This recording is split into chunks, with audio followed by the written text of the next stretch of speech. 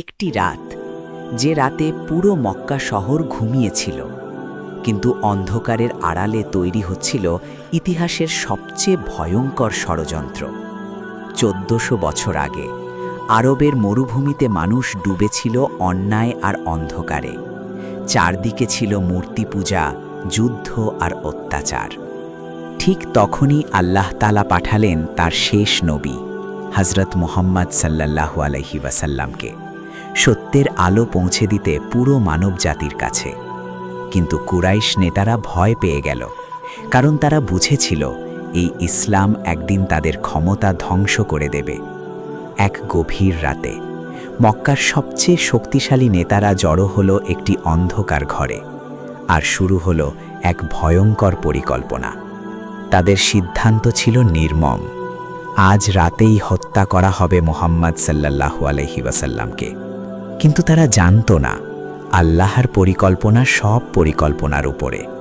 জিব্রাইল আলাইহিস সালাম নবী সাল্লাল্লাহু আলাইহি ওয়াসাল্লামকে জানিয়ে দিলেন, আজ রাতেই মক্কা ছেড়ে চলে যেতে হবে।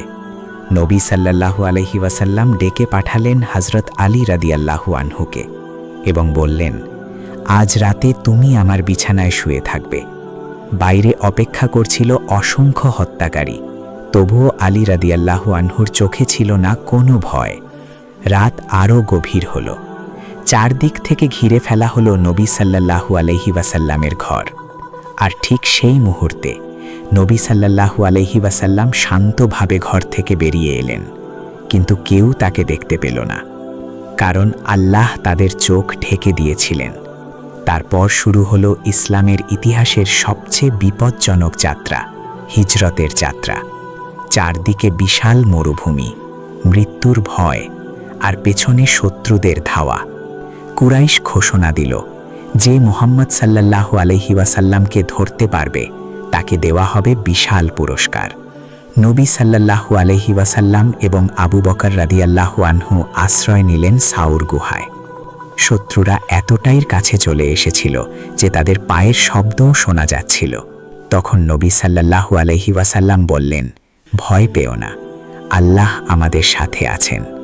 ঠিক তখনই ঘটল অলৌকিক ঘটনা। একটি মাকড়সা গুহার মুখে জাল বুনে ফেলল, আর একটি কবুতর এসে ডিম পেড়ে বসে রইল গুহার সামনে। শত্রুরা এসে ভাবল এখানে কেউ ঢুকতে পারে না। এভাবেই আল্লাহ রক্ষা করলেন তার প্রিয় নবীকে। দীর্ঘ বিপজ্জনক যাত্রার পর অবশেষে সামনে দেখা গেল মদিনা শহর।